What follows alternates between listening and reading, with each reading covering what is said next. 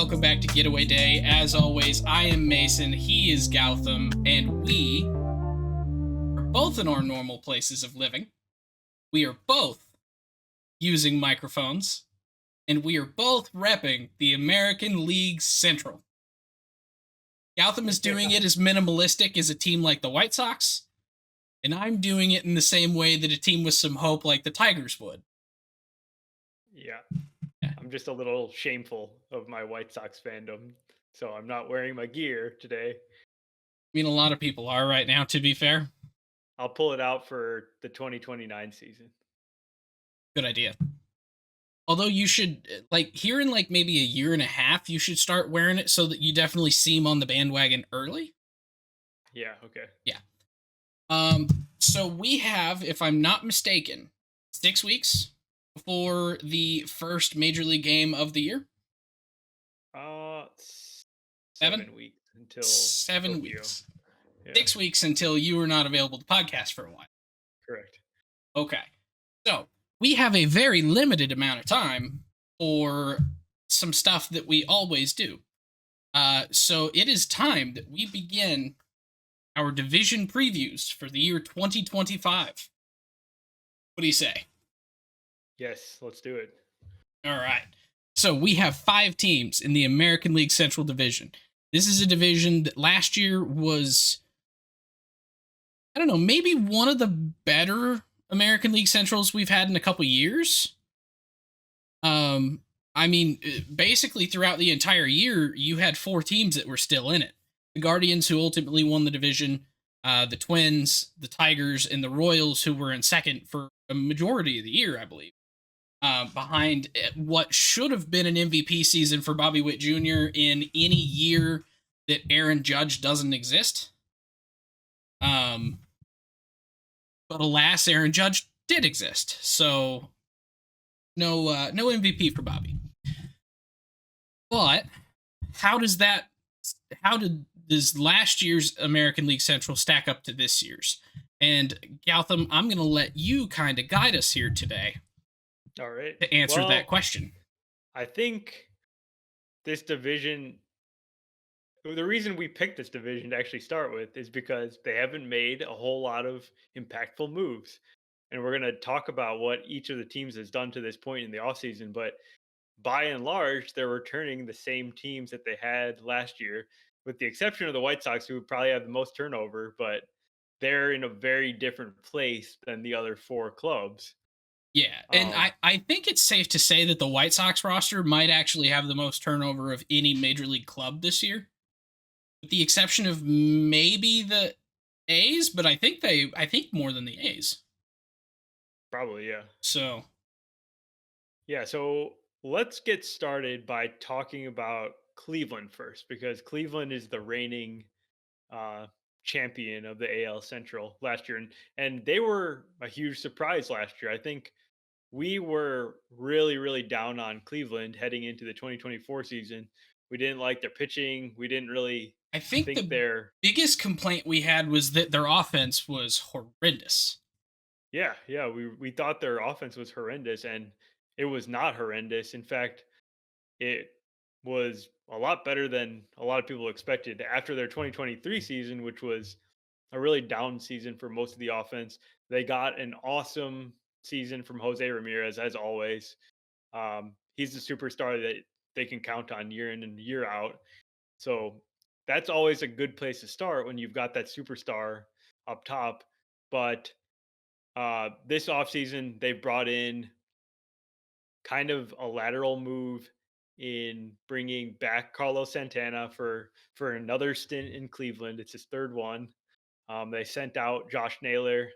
So on paper, you can say, okay, maybe you're taking a step back on offense because you're replacing Naylor in his prime with Santana, who's a 38-year-old. But you do get the boon of Santana's excellent first base defense. He won the Gold Glove last year, I believe, and maybe it's a net positive for Well, this team, or at least even. and while you're not necessarily replacing the full production of Naylor, 38-year-old Carlos Santana didn't do too bad of a job last year either. I mean, his batting average was not great at 238, but 328 OBP, 420 slugging percentage with 23 home runs. Like he still had a 114 WRC plus last year in 600 plate appearances. So he's still a productive hitter with a good glove at first base. Like it's definitely not a bad move to bring him back if he doesn't all of a sudden just age ridiculously quick. But It was his best season in about the last five. I was Um, literally just about to say that. I think it's his best year since 2021, and the years since then, he's basically been a below average hitter. So I think this was kind of a fluke year, and um, I wouldn't expect him to repeat the 23 home runs. I think he's going to be like average at best. yeah, but I mean, even the last couple years when he's been not great, the only big difference was that his batting average was significantly lower than last year. Like the last two seasons, he's had 23 home runs. The two before that, he had 19. Um, Basically, last year and this year, he had almost the same triple slash, same strikeout percentage, same walk percentage. He's Um, steady. his BABIP was the same. Like he was a perfect 100 WRC plus that year, but that's compared to the average in the league. So the average in the league the year before was probably a little bit higher then. Um, so that kind of explains the difference in his WRC plus across those two almost identical seasons, with only a 25 plate appearance difference. Like he was eerily similar. Um, Well, Carlos Santana aside, the Guardians have also added a reliever in Paul Sewald. They lost a couple minor relievers like Eli Morgan, Nick Sandlin. Um, they also brought in Luis L. Ortiz, who's going to slot into the back half of their rotation, and he seems like a key addition for this club because they struggled through last year, um, actually having enough depth in their starting rotation, and adding one more guy, getting Gavin Williams healthy for a full season. Hopefully, Tristan McKenzie can make a comeback at some point. But Shane Bieber even back now, this year. Shane Bieber will be back at some point.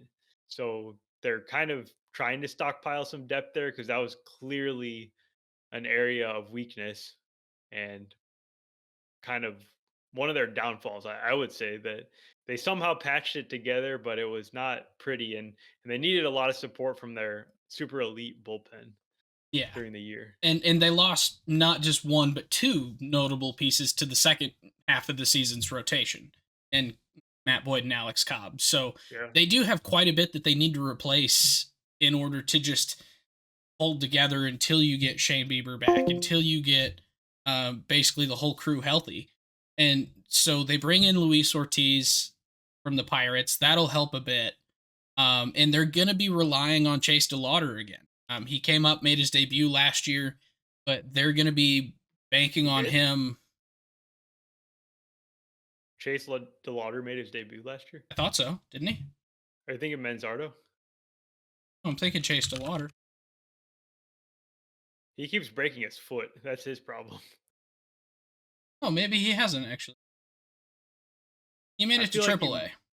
I feel like you might be thinking of Kyle Manzardo, who did Maybe. make his debut last year. I think Chase DeLauder was expected to make his debut last year, and that's what I was Yeah. thinking. Thing about Um, Chase DeLauder is he has barely played in the minors because he's broken his foot like 3 times. he is still their top pitching prospect right now, so there is going to be a little bit of He's a hitter. thinking. What in the world is going on in my head? Clearly nothing. Hey man, we're just waking up. It's still This is the winter. first one. Yeah, We're good. yeah. Okay, I'm just gonna go back to carry Okay, on. we'll keep going here. So, um, the way I see the lineup though, it's not it's not amazing. It's still got a lot of flaws. The bottom half. It's time for these young guys to take the next step because we saw the debuts of Brian Rocchio last year and other guys like Bo Naylor, who are young players, they didn't take the next step last year. It's time for that to happen. Otherwise, this lineup is not gonna progress. I feel like you have to get some contributions from the bottom half because Quan, Ramirez, Santana, like though that's not enough. You've got to supplement the few guys that you can count on to be average or better. Yeah. So who out of the guys that was there last year do you think has the best shot of breaking out? Is it Brian Rocchio? Is it John Kinsey Noel? Is it uh, Daniel Schneeman? Um, Kyle Manzardo? Who do you think has the best shot of actually taking that next step? I'm still holding out some hope for Brian Rocchio, even though like batted ball numbers don't say that he's super great with the bat, but in the playoffs, he kind of showed some glimpses, and he was one of the few Guardians who was actually hitting in the playoff series that they had against Detroit, and um, plays pretty good defense at shortstop, and he didn't have an issue with like striking out and has decent plate skills. He was able to like draw some walks, even though he wasn't necessarily hitting. Um, I think he's a guy that they believe in. They let him continue to play, even though they maybe had other options at shortstop. But I think he could take the next step. So I'm looking at a guy like Kyle Manzardo, and while I would love to say that I think it's going to be him, his position kind of seems a little bit blocked. You're bringing in um, Carlos Santana, although Naylor being gone maybe frees up the DH spot as well. Yeah. So perhaps perhaps we've got a little bit more of an opening here, and we could see that Manzardo or these guys take the next step. I would love to see it be him because they traded for him for his high upside, for the power that he does have. So it would be kind of cool to see it work out. Guardians haven't really had a young great hitter in a long time, so Yeah. No, I think I would have been fine if the Guardians just gave first base to Manzardo, like, and not brought Santana, and I would have like used that money elsewhere. But that's not what they've chosen to yeah, do. but they weren't going to And use that money elsewhere anyway. So I feel like you could have done something else with $12 million other than give it to a 38-year well, old. they could have, but they weren't going to. I don't see why they couldn't have though, or Because going it's the to. Guardians and they're dumb. They could have picked up a corner outfielder. They could have picked up like something else that could have helped them a little bit more than an aging first baseman. But So who is their third outfielder? Because we've got Quan in left, we've got Lane Thomas that'll probably be in right, I would assume. So who's their center fielder? The Tyler they've Freeman? got Lane Thomas penciled in center on roster resource, and then Will Brennan and some sort of platoon with John Noel or Kenzie Noel. okay. Yeah. That makes sense. So I don't know. It does seem like they're taking a bit of a step back because you lose one of your true power threats out of two that you had on that team, in Naylor trading him away to Arizona. So now you're going back to that kind of low power, open high average team, getting us back into the playoffs and doing it that way. But last year it seemed like they finally turned a corner and were an interesting team. And now I think it's just going to be kind of back to running out kind of names you pull out of a hat, scoring some runs with small ball, and that's all well and good. It wins games, gets you to the postseason, but it's not fun. It's not sexy. yeah, yeah, it's not a super exciting team, and with the off season, it's even worse because they got rid of some players like Andres Jimenez and Naylor, who were some of the better players on the team. So I don't see how this team really got Well, better in the and the offseason. the goat of Cleveland, Miles Straw. And the GOAT of Cleveland, Miles Straw. Yeah. Yeah. So you're getting rid of their stalwarts, and now they're left with this bunch of pieces that they don't seem like they fit together. It's just a very odd roster. So, what about prospects that could come up? Is there Well, I anyone think there that you think could actually? Chase DeLauder's the guy, right? He's like a big prospect, He's a and pitcher, Gotham. he would be he okay. So he's probably a what top I don't know top 25 prospect by some sources. I think so. He'd be higher if he hadn't had so many injuries, and that's the thing with him. Seems like he can really hit, and So um, in the 2024 list for Fangraphs, he was the 10th overall prospect in baseball. okay. I think his stock has fallen, but it's only because of injury. It's not because of performance. And if he can show himself to be healthy, there's zero reason that he cannot claim a starting job in the corner outfield because he's exactly the kind of guy that Cleveland needs, like a power bat and can play the outfield. So what about a guy like Travis Bazana, who was playing in the NCAA last year? Gets drafted number one overall, second baseman, and it just seems like he is a natural hitter that shouldn't have too much trouble getting up to speed. So, do you think they're going to turn to a guy like him, try and push him through the lower minors pretty quick, and then maybe get him up at maybe mid year? Yeah, no, I could definitely see it because he's got those elite bat to ball skills. They seem like they've got that opening because they've moved Jimenez, so second base is pretty much wide open right now. And then their current AAA second baseman in Juan Brito, kind of the same thing, right? Yeah, he's another prospect that kind of popped off last year in AAA. He had like 20 plus homers. Um, he was the prospect returning in the Nolan Jones trade, so he seems like he's major league ready. I feel like he gets the first crack at the job. So I wouldn't bet on any of those guys. Maybe completely changing the outlook of this roster as far as how we view them as hitters, but could definitely make for some interesting moves down here in the middle of the season, I think.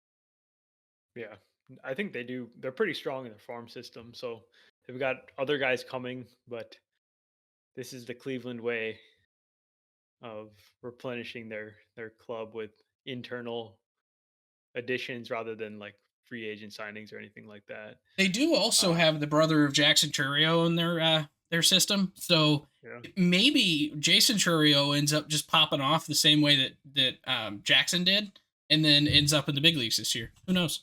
yeah, I mean, he's just down at like single A, not even high A, so I wouldn't bet on it. Could happen. Never know. yeah. You never know. Um, we got to mention the bullpen, I guess, because that was the clear strength of the team last year. They had a historically good bullpen, and that's probably the underappreciated part now for why they were so successful. We kind of look at their roster, and offense is not stellar. They don't have big names in their starting rotation, but the bullpen is like crazy good with Clase, Cade Smith, a breakout last year. Hunter Gaddis became a shutdown reliever. Now they're bringing in Seawald, and they've got a couple other interesting arms as well. So they're still going to have that strong bullpen this year, most likely. Yeah, and I mean, any bullpen with 27-year-old Emmanuel Clase is probably going to be pretty. Yep. Okay, let's keep going here and move to Kansas City because they were second last year, Okay. and the Royals they were maybe the biggest surprise. They were the biggest improver of any team last year. They added 30 wins from 2023 to 2024. They were a 100 plus loss team, and then they played playoff games in 2024, which is pretty amazing. How did they do that? Um, the simple answer is Bobby Witt. Bobby Witt showed up as a top three player in the game essentially, Yeah. and he was incredible. And you mentioned Aaron Judge up top. There's a lot of similarities to Aaron Judge and his relationship to his team and Bobby Witt, where the supporting cast is not especially strong. It's actually even worse in Kansas City, where you've got a fair amount of grubbiness with the supporting cast, and Bobby Witt just truly carried the team last year. They did have strong pitching, but on the offensive side, I still see the same kind of issues for the Royals lineup. They did bring in Jonathan India as an OBP source, but other than him, it's the same group of like average to slightly below average offensive guys. Can you, without looking at it, hopefully you don't have it pulled up, can you tell me the top, or well, not the top four? Well, yes, the top four, but the only four above average hitters on the Royals last year. Obviously, Bobby Witt Jr. I'm guessing Sal. Yep, he was number two with a 115 WRC plus. Um, does Vinny count? Vinny does count. In 131 games, he had 108 WRC plus. And then there's one more guy you're saying? Yep.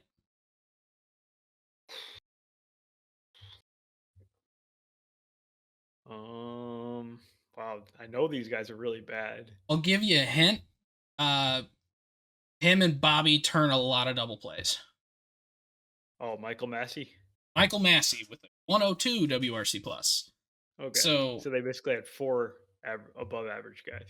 yeah, Michael Massey kind of just rates out as average, basically. So, but yeah, and the rest of the team was like, it's not like they have a whole bunch of guys floating around 100. It's like after Michael Massey, you drop for the next guy that played at least 100 games, you drop all the way to 92. Like you have four guys that are average or better, and everyone else is basically a really good catcher hitting wise. I mean, legitimate. I was just complaining about the Guardians outfield. The Royals outfield is horrible. They've got Hunter Renfro, MJ Melendez, who are both below average, like below replacement players, and Kyle Isbell, who has never hit um, well at all as a major leaguer. He's only been a defensive center fielder type who has never showed any production as an offensive player. So they've got those three guys, and it's like, Well, and then their fourth and fifth yikes. outfielders being Dyron Blanco and Nelson Velasquez. Dyron Blanco's Yeah. 32. He's Yeah. And never been, all he's ever been is a stolen base guy. yeah. And So, Nelson Velasquez hasn't turned into anything yet. So, right. I mean, that says a lot when three of your outfielders and all their backups are just dreadful. Uh, and that's a big outfield in Kansas City, too. it is, yeah. So you're really relying on Kyle Isbell to track down a lot of fly balls. Yeah. But yeah, no, And the biggest thing that the Royals did this year though was they kind of improved their infield, I guess you could say. I wouldn't say they did it drastically, but they traded away from a position of strength um, relative to their own roster in their starting rotation and actually traded Brady Singer with, I believe, 2 years of team control left for Jonathan India with 1 year of team control and Joey Weimer with, I think, 5. So that was kind of their big move. Other than that, it was like an off season of attrition with Adam Frazier, Paul DeYoung, Tommy Pham, Will Smith, Josh Taylor, Yuli Gurriel, all becoming free agents, and them not really signing anyone else. They brought back two of the guys in their starting rotation last year whose contracts had expired, in Michael Waka and Michael Lorenzen, but it's largely the same team. yeah. And the pitching side, we have to give them big credit for that because they have an ace starting pitcher in Cole Reagans. So mad props to the front office for going and getting him at the 2023 trade deadline. That's one of the better trade deadline acquisitions for the non-buying team, I guess, that I can remember. And then Seth Lugo, Michael Waka were fantastic signings last year. I kind of was against them because I was like, all right, these guys are not that great. And they go out and they had the best years of their careers. Seth Lugo had 200 over 200 innings pitched. Michael Waka probably had the best year of his career, and they've clearly made some improvements on their pitching development side because this has been a serious problem spot for the Royals where they have not been able to really develop their first round picks. And then this year you kind of see, hey, like these guys did pitch a lot better. Even Brady Singer had a better year. Um, and Chris Bubich, who in the little bit of time that he got pitching last year, looked significantly better. They're yeah, trying Alex Marsh out in the rotation, who was another second round pick for them. Like it seems like maybe they're finally turning a corner there, but a lot of the success you have to give to Cole Reagans. Like mhm. give props to him. He's kind of the reason. I almost wonder if he's kind of coaching up some of these guys. Cole Reagans is the coach, I not think like Cole Seth Lugo Reagans or is the Michael coach. Waka. I think it's Cole Reagans. Okay. Everything started turning when they brought in Cole Reagans. Okay. I like it. So, Um, 27-year yeah, old, he's wise. That's all I'm saying. yeah. I like the the starters generally. I think they're pretty solid, but there's no way that Seth Lugo and Michael Walker are gonna be better than they were this past year. This feels like an absolute ceiling for both of them. Well, and I think honestly Brady Singer has a little bit more to go before he hits his ceiling. I think his ceiling is lower than it was when he was drafted. I think he's kind of his development didn't go perfectly. And so I think he's probably bringing his ceiling back down, but I still think that Brady Singer would have brought this team more value in the next 2 years than they're going to get out of Jonathan India and Joey. Okay, And but you I, saw the state of their lineup. They seriously need people like this. yeah, It's an upgrade. It's a but big they're not upgrade. like Joey Weimer's not even like expected to make the roster on opening. I feel like he might. Like And this is not a good Jonathan group. India, like he's not the same guy that he was in his rookie of the year season. Like I don't think that this is enough of an offensive boon to warrant trading away one of the few success stories that they've recently had with their own pitching development. Like I think the Reds are going to really enjoy that trade. And maybe it works out for Kansas City and I eat my words here in 3 years when Joey Weimer is a superstar. Yeah.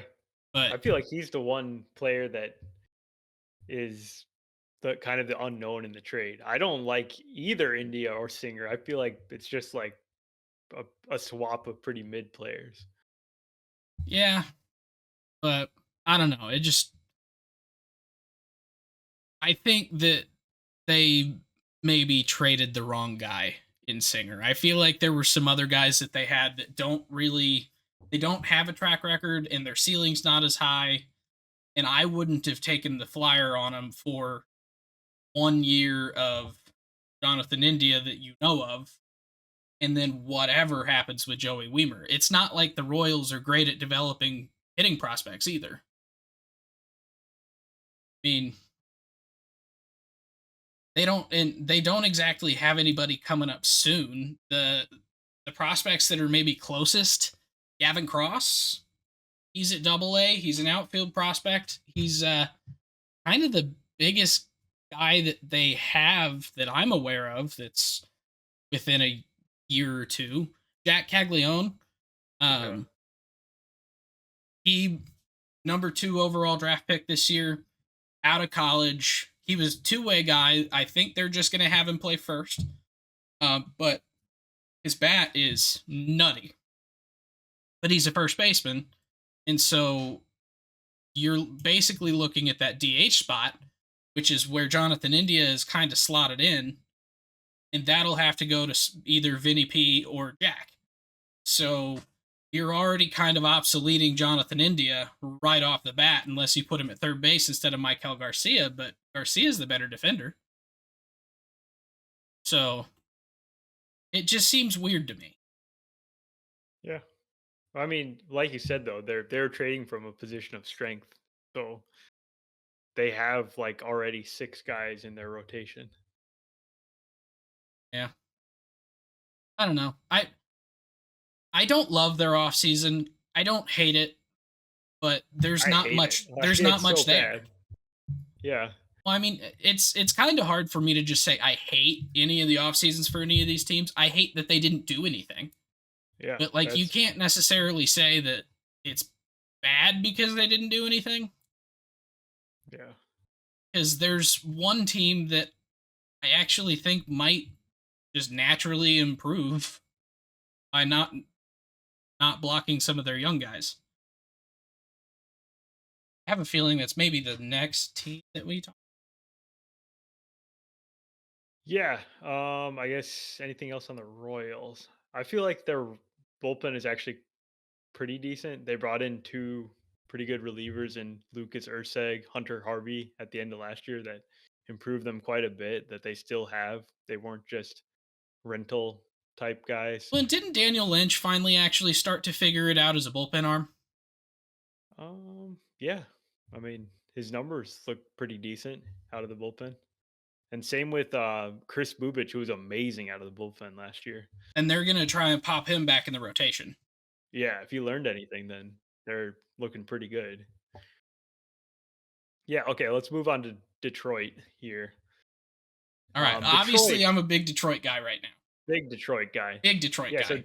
Detroit, they were a huge story at the end of last year because they snuck in to the playoff field right at the end of the year. They had been 10 games under 500. They traded away Jack Flaherty and a couple other guys, relievers at the deadline as a sell team. And then they just started making improvements and started playing better in the second half. Um, this team is got a lot of youth, and they actually have more upside than the other 2 teams that we've talked about at this point. Because we probably have not seen the best seasons of a lot of their players. And I'm thinking of number 1, Riley Green, who you're repping today. Riley Riley Green Green. had his breakout season in 2024, but it feels like there's more in there. There's truly superstar level talent, and he's only starting to realize it. He's still young. He's still a 24-year-old, and um, And all the pieces are there to be a stud. I think Riley Green could be a four-tool player. I think that he's going to probably start to steal a few more bases. He is pretty quick. He stole 7 in 23, only 4 last year, but I think as he gets a little bit more comfortable, gets on base more, because he had a great OBP in both of the last 2 years at 350 when he was hitting under. He hit 288 in 2023, only 262 last year. He was hitting for a lot more power. I really, really like Riley Green. I think that probably defense is where he's always going to lack a little bit, but he's not bad at defense by any. But that is kind of his weak spot in his game. Um, so just the natural progression of Riley Green gives me a lot of hope for this team. And then you start looking up and down the roster, and there are uh 1, 2, 3, 4, 5, 6 of the projected starting 9, all with under 3 years of service time, which is kind of huge. Like, this is a really young club, and you're really, really hoping that some of these guys can continue to improve without maybe having all the veteran presence around. Javi's there, but I wouldn't necessarily say with his play on the field recently has been something that you would want to aspire to be, but as a clubhouse leader, that's a really, really big thing here. So you're relying on guys like him, Jake Rogers, Glaber Torres, who they just brought in, and then some of the guys in the pitching staff who've been around quite a bit to kind of lead this team of really young guys. And this team is going to get really good. Not like these guys are scrubs. Like you were huge on Parker Meadows last year. I was huge on Colt Keith last year. Jace Young is one of those guys that I think every prospector everywhere thinks is going to be amazing. Um, Harry Carpenter has been really good the last couple years. Trey Sweeney was a high prospect for the Yankees. See what happens with him. Like this, and then Dylan Dingler finally came up out of their own system as backup catcher and kind of splits time with Jake Rogers. Like they've got a lot to be excited about. Yeah, I think kind of thinking about them compared to Cleveland, I see a lot higher floors even with some of their back half of the lineup guys. Like guy like Colt Keith, he played the entire season in the majors last year. It wasn't phenomenal, but he was like right around average. He had some good months. I think he's just going to build off that season. They're making him the full-time first baseman. Um, Well, they're I making think him there's first more. baseman. Yeah, so Torque is kind of on the outskirts of this team. It doesn't seem like he fits anywhere. Yeah. And that makes sense with the way he's played. Colt Keith is going to be the first baseman. And I see him adding more power and um, being a guy that is credible, like as a first baseman, like an actual good hitter that's at least 10% better than average. Kerry Carpenter continues to mash against Can I right-handed actually? pitching. I know that Yeah. you're probably reading this, but just for the people listening, just for reference, Colt Keith was a 22-year-old rookie last year. 13 home runs, 7 stolen bases, struck out less than 20% of the time, triple slash 260, 310, 380. Like, that's a really solid rookie season for a 22-year-old to have, period. Um, so, yeah, there's a lot of hope there, kid. So, Yep. Um, but overall, the lineup, I would say that this team is one that could really use another bat. Like Alex Bregman would be the perfect fit for the Tigers because he would give him the veteran presence and he would be immediately their one of their best hitters. And while I don't think they're bad by any means, I just feel like they're a bat away from being a good offense. I think they're a bat and some luck because there's going to be Yeah. growing pains for sure. Oh yeah. And if you think back to last year, the thing is none of their guys other than Riley Green really had um, a good season. I would say that even their younger guys kind of stalled out. Like Jace Young was not good. Trey Sweeney was not great.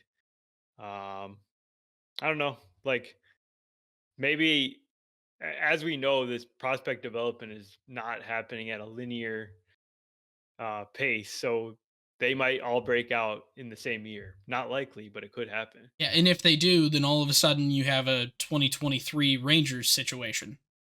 Yeah, yeah.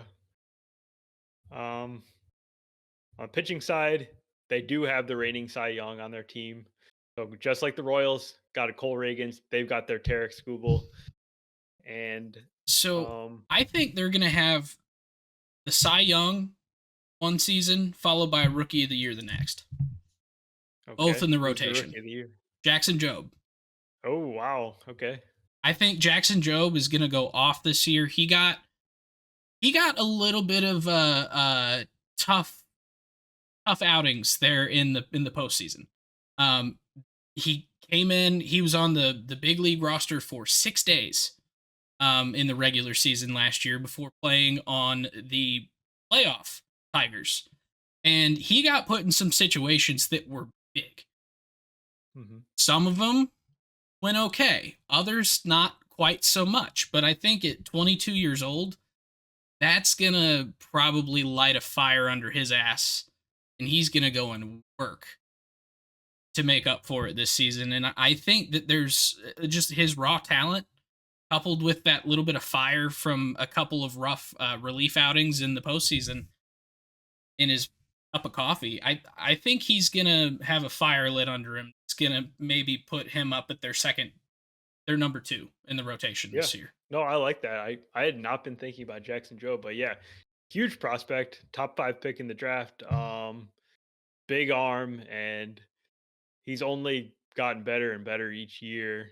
Obviously, it's a slow development for a high school draft pick Yeah. who's a pitcher, but now it's time for him to get his opportunity, and there's no chance that, I mean, he's going to get it. He's going to get his shot because they need they need arms.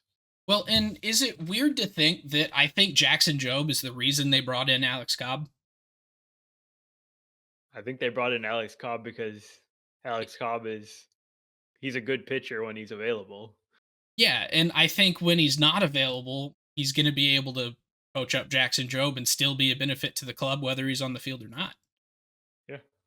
Like, he's had some experiences in the major leagues. I think he's a guy that would be a really good one to have around just to help the rookie in times where he's down, just like try and get back in the right mindset of it's not always going to be perfect. You're not always going to be the best guy on the field. Yeah, Like, for sure. because Alex Cobb injuries and just some other things has had wild career. I was gonna say Alex Cobb has had every injury imaginable. Yeah, Yeah.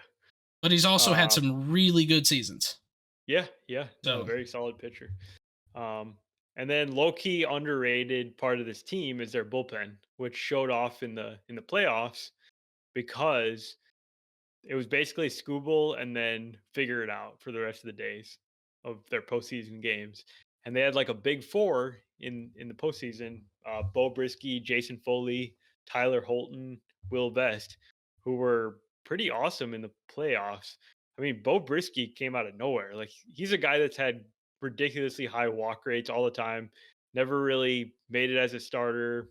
Kind of was just pitching out of relief, and then in the postseason just ramped it up, and he's throwing like 100 miles per hour and was just blowing guys away, and it was pretty great. So um, they're another team that actually has a good bullpen, and I've said that about all the three teams that we've talked about so far. yeah, and I mean I can't argue with you on that either. Yeah. Okay. So we're going on to the Twins, and the Twins, um, they had a very disappointing season last year because I think a lot of people thought they were the favorite coming into the 2024 season. They ended up finishing fourth. They didn't make the playoffs. They dealt with all kinds of injuries, underperformance, bad luck even. But the thing that always stands out to me about the Twins is they've got star power. They don't have a Bobby Witt, they don't have a Jose Ramirez, but they have Carlos Correa, Byron Buxton, and Royce Lewis. Like, those three guys, that amount of star power is unmatched by any other team in the division. So if they have those three guys healthy, and that's a major, major, huge ask, it's not going to happen probably, unfortunately. So I started thinking about something else. Who was your third? You said Buxton, Royce, and who? Correa. Correa. Yeah. Yep. Sorry, So I was just looking because like one of the biggest things that affected the Twins last year was having people on the field. exactly, yeah. Uh, how many guys on the Twins played 130 games last year? I know Correa didn't. He did not. Uh, was it like Willie Castro? Yep, Willie Castro played in 158 games. Okay. He was by And far their most reliable player. yeah. Yeah, Willie Castro played like every single position on the field, I'm pretty sure, last year. And uh I don't know, tell me. Carlos Santana, Oh, okay. The guy that I'm 150 not looking games. at. Yeah. The next most reliable man was Manny Margot at 129 games played Wow. with only Yeah. 340 plate appearances. So they've got like a bit of a durability issue with their lineup because I mean, I guess, if you put sorry, I can't really fault Ryan Jeffers at only 122. He is a catcher. So yeah, let's put Ryan Jeffers up there. Sorry, didn't mean to leave him out. okay.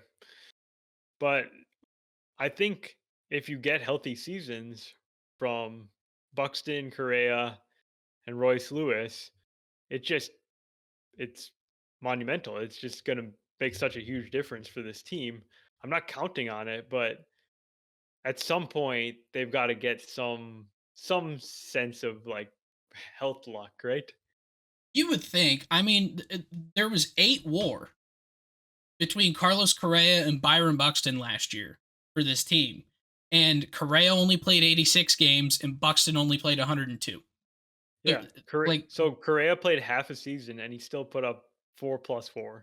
yeah, Like he was elite when he actually played. Buxton was great. Uh, Royce Royce Lewis Lewis didn't have a whole lot. He played 82 games. This is Royce maybe Lewis the first time struggled that for the he. first time ever in his career, I was going to which is say, this not is the first long. time that he didn't hit a grand slam once every 3 days. Yeah, yeah. So I don't know how much of that had to do with the other injuries that he was dealing with, whatever it may be. Um, I don't know. This lineup to me, I just can't quit the Twins, even though they continue to disappoint and they really haven't made any additions in the offseason.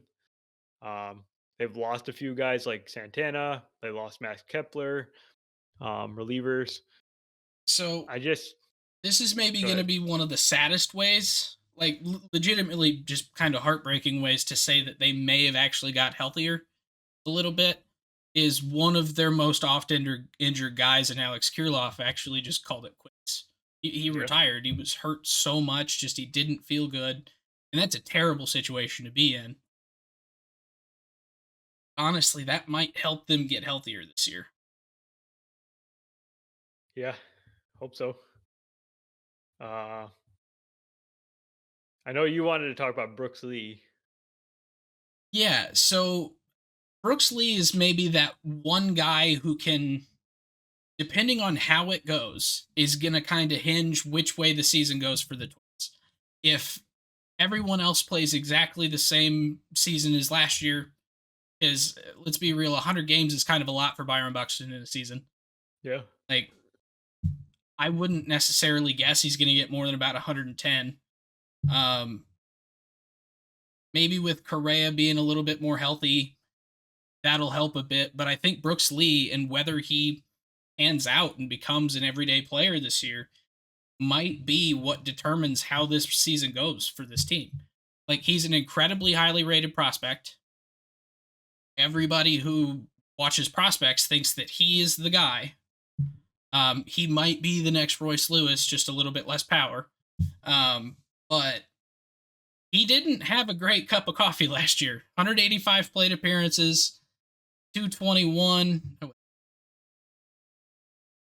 yeah, 221, 265, 320. He was not having a whole lot of luck there at 23 years. So this will be kind of a big test for him. He's likely going to be in the starting roster on opening day, is my guess. But I kind of think he's the guy to watch. It's how he goes. The season's probably going to luck in that way for the kind of how I see it. On the pitching side, I like their top three a lot. Pablo Lopez, Joe Ryan, Bailey Ober. I think that's the best top three of any rotation. Um, and then they got Simeon Woods Richardson, Chris Paddock in the back I part. realized Simeon Wood Richardson threw that many innings last year. Yeah, he was pretty solid for a rookie. Through 133 innings, he held his own for sure. He almost had as many innings last year as letters in his last name. Almost. Yeah. Almost.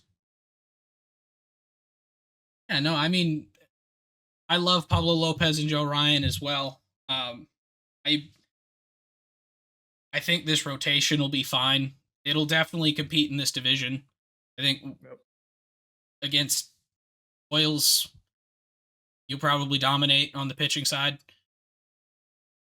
Guardians, maybe the same thing. We'll see on some of these other clubs, but and everyone's gonna romp the White Sox, so that's not really a question.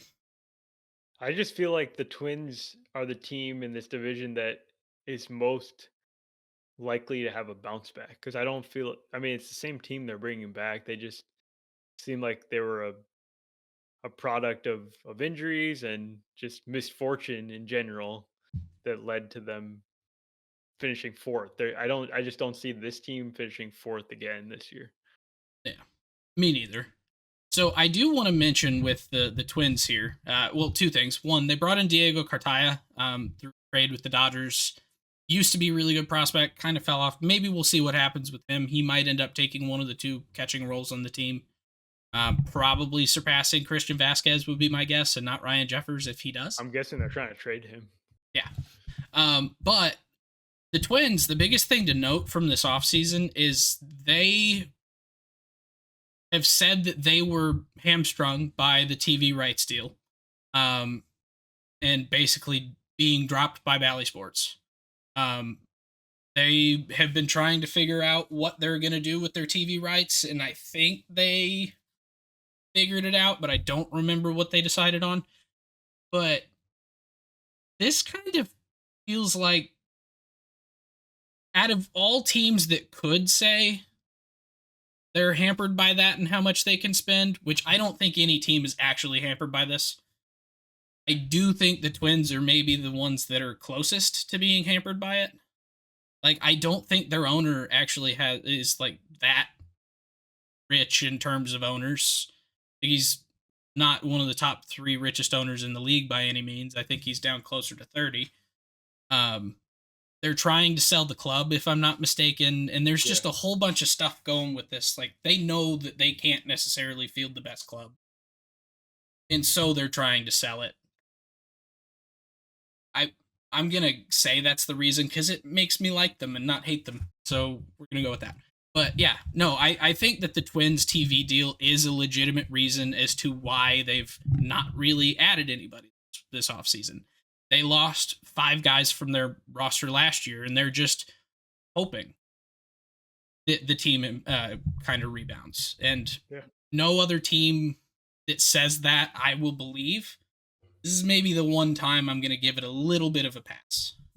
Yeah, I mean, regardless whether you like the reason or not, it is it's what their ownership has imposed on the operation. So that's the reality of their situation right now. And it's unfortunate because they could use some additions, they could use some Yeah. help in their rotation. Maybe they do end up trading for Dylan Cease or something, but clearly every move they made this offseason has been about staying cash neutral, not increasing payroll and actually decreasing it. And um, that's what the whole situation is kind of leaning itself Well, into. Like well, in that being said, technically their payroll is higher this year just naturally. Like, how, uh, raises for guys that were in arbitration and things. Their but they estimated don't have to payroll right pay. now is actually 10 million higher than last year's. Oh, that's interesting.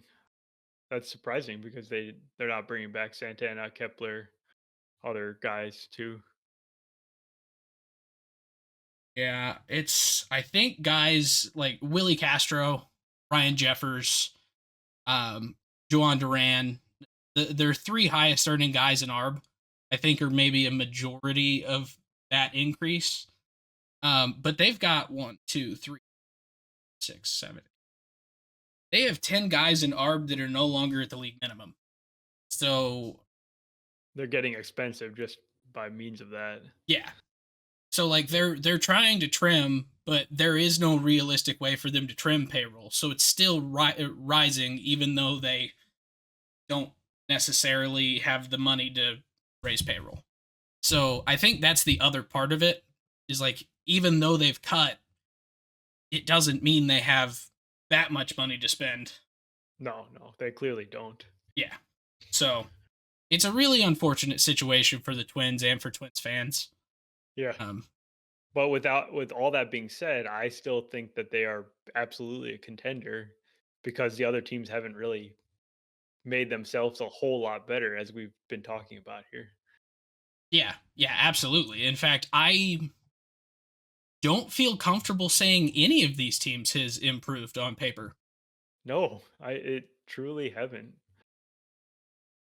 which is pretty sad to say. And we The White still have Sox one might be the team to talk about. most improved team, like legitimately. It's sad to say, but the White Sox have basically churned the roster, and it makes sense because, like we were talking right before the show, you said, I don't think they have a clear direction. I said, I think they do. I think they're trying to get some fresh faces in here because the ones they had in there were bottom of the barrel. Like, this was the worst team of our lifetime, right?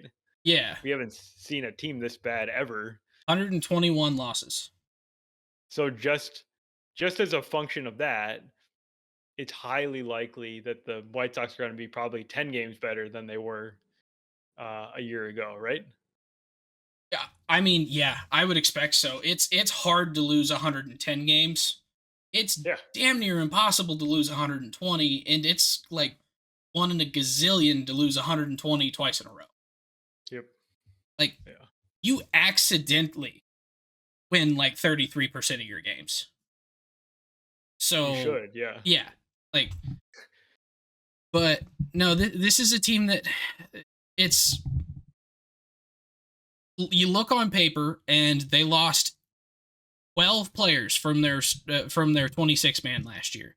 And most of them are really inconsequential losses.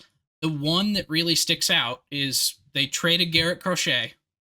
Um and they got a pretty big prospect haul back. To be Yeah. completely honest with you, they got Braden Montgomery, who's the number 5 pick in the draft last year, and Kyle Teal, who is a really highly rated catching prospect. He Guess was what? the first round pick from the year before Yep. for the And then Sox. they also got Winkleman Gonzalez, who I believe is a pitching Yeah. I prospect. think he's a pitcher. So yeah, they got And three they got another really good. guy. They What got did another they? guy who's Chase Mydrop, who's another middle infielder, Oh, I missed that one. and But he's yeah, probably the closest to the majors of the bunch. so yeah, they got four like legitimate prospects back for Yeah. 4 years of Garrett Crochet. So it's not I think like they it's only did. two, right? Is it only two? Yeah. I thought it was more than that. No, he's been around for several years now. So This whole Boston. 3 years of Garrett Crochet. Okay. No, two. Oh no, two. 25 and Yeah, my 26. bad. I saw the one that said free agent under 2027, and I'm like, they have him that year. Yeah. They hope. They No, wish. so I mean, 2 years of Garrett Crochet, you get four real prospects back. Yeah. Three of them that I believe were top ends in the system at least. Two that are easily top 100 prospects. Like that's a pretty decent return for a team that doesn't really seem to be going anywhere anytime soon. But as far as guys that they've added to the major league club, like there's a couple in here that I think are legitimate upgrades for this team. I think Martin Perez coming and kind of replacing the Soroka, Mike Clevenger, whoever's healthy at the time. I I don't like Martin Perez, but I do think he's a better pitcher than the other two. Oh yeah, no question about it. I mean, he's had a career of what, 10 plus years, 12 years of service time. Yeah, He's clearly doing something right. You don't stick around that long if you're completely bad. yeah. And then Bryce Wilson also probably going to take the other spot in the rotation. Um, Yeah. Tyler Gilbert has a chance to make that rotation. Cam Boozer to add to the bullpen, who um, kind of broke out really, really late for the Red Sox at 31 years old, I believe, is his rookie season. So he's not gonna like change the world by any means for this team. And then bringing in Matt Thaiss to replace Max Stassi, um, just try and field some kind of team with at least major league average players is what they're trying to do. And I mean, you don't really have. You could do what the A's did the last couple seasons in Oakland. You could make sure your roster is filled with well below league average. But I mean, the White Sox, while they're not looking at anyone long term here, there's actual talent that they brought in. Mike Tauchman is a talented player, not an all He star. should he should be a bench player, but he obviously gets now the opportunity to start every day for the White Sox. Yeah, Austin Slater, Josh Rojas, guys Yeah, that, they're all like subs, but now they get like playing time and they might be okay. yeah, like I want to it's see the prospects here. I want to see Kyle Teal as soon as possible. I same. mean, maybe they won't do it, but what's the point of Corey Lee? We kind of know who he is now at this point, right? Yeah, and I really had hope for Corey Lee. I'm gonna be honest with you. I did. I was wrong. Yeah, and that's okay. The White Sox are wrong too, right? They Yeah. probably saw something in him too, and didn't work out. You got to move on. But the other thing that I want to give the White Sox a lot of credit for is guys that they have drafted into their system themselves the last couple years. I'm actually quite pleased with Holston Montgomery, Noah Schultz, Hagen Smith, Edgar Caro, Brian Ramos. Those are all guys who like can be really really good major leaguers if they're developed correctly. That's the part that I struggle with the White Sox, that they're going to develop these guys properly, because Jerry does not seem to believe in technology. And that's kind of a key in 2025 baseball is technology. Yeah. So I hope that these guys can actually turn into good major leaguers. Yep. Yeah. I think the one. I mean, their pitching is just really really bad.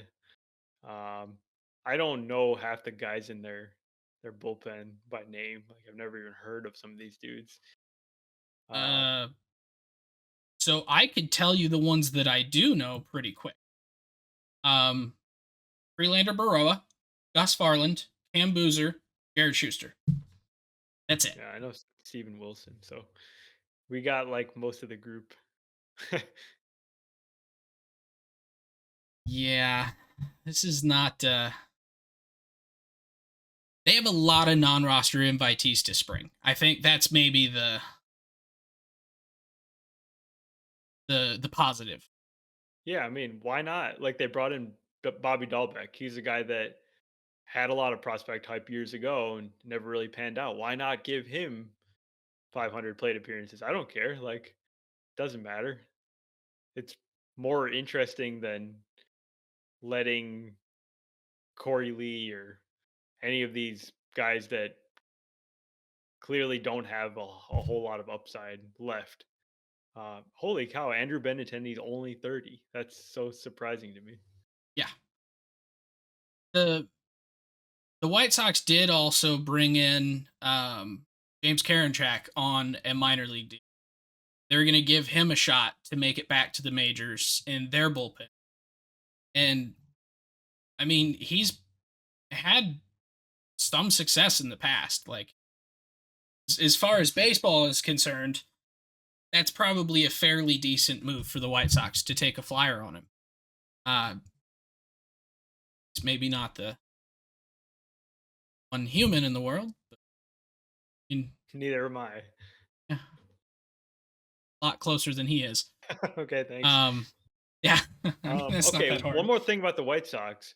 So, what's the impact of the White Sox getting better, which we're assuming they're going to do this year, on the division? Because this division had three teams make the playoffs. Actually, the American League in general doesn't seem like it's the strongest, but this is clearly not an elite division by any metric. I think these teams are not going to beat up on the White Sox nearly as much as they did last year, and I think that just like reduces their win totals to the mid 80s. Basically, I see like the other four teams as 81 to 85 win teams, and one team is going to surprise me and win 89 or something. Yeah, I we're not going to see four teams above 500 this year. I think that's No, the biggest thing is the White Sox winning even 15 more games than they did last year is likely going to take an 82 and 80 Twins team below 500. Going to take one of your 86 and 76 teams down closer to 500, if not below it. Like, because I doubt that a lot of those wins are going to be outside the AL Central. Like, there's always a little bit more fire under a team playing a division rival. And I think just naturally, I do still think that these teams in this division are maybe not as strong as any other division. Like, even I feel comfortable this year saying that the NL Central is better than the AL Central. I think so. And last year, I could not say the same thing. Yeah, so overall for me, I don't have a strong lean between any of the 4 teams because it's hard to say that anyone has a big advantage over the others. It's just so close. Yeah, on paper, I guess you would have to give it to the Guardians, maybe, but because there's a lot of like fingers crossing and hoping and regression to the mean that you have to hope for a lot of these other teams in order to get to the point where I think the Guardians like team floor is. But I think if I were to pick a winner for this division this year, I am gonna go with Tigers. Okay. Yeah, I see the Tigers as the team that has the highest upside of the group. And then I think the Twins have the highest floor, I would say, but I don't know. So, taking the White Sox out of the question, which team has the lowest ceiling? The lowest ceiling, Would that be the Royals? Because it's just kind of we go as Bobby goes? I feel like 2024 was a dream season for the Royals, and that's like the best they can do with no improvement. So yeah, and even like I even think that Bobby Witt probably takes a step back just because how do you replicate a 9-win season? You don't. You take a step back. Yeah. I mean, his season last year was just incredible. Like, Yeah. it. So by F War, it was actually a 10.5 win season. Yeah. So Like, but that's like the best shortstop season ever, isn't it? One of. It's got to be. yeah, I'm sure it's up there. Like 168 WRC plus with incredible defense. 332, 389, 588 with 32 homers and 30 steals. Like that, there's no way that's not the best shortstop season ever. I don't want to go that far without thinking about that question. I mean, we'll think about that here over the next week, but it's up there for sure. Oh yeah. Yeah. I don't know. I really hope that Kansas City can manage to take Bobby Witt to the playoffs again. I think baseball's better when Bobby Witt is on a good team. I don't trust it's going to happen.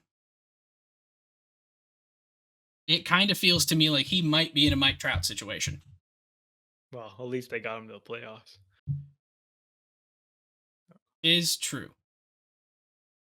All right. Well, that's AL Central. I feel like we were not the most optimistic. Hopefully, it's all uphill from here and we've got better divisions to talk about.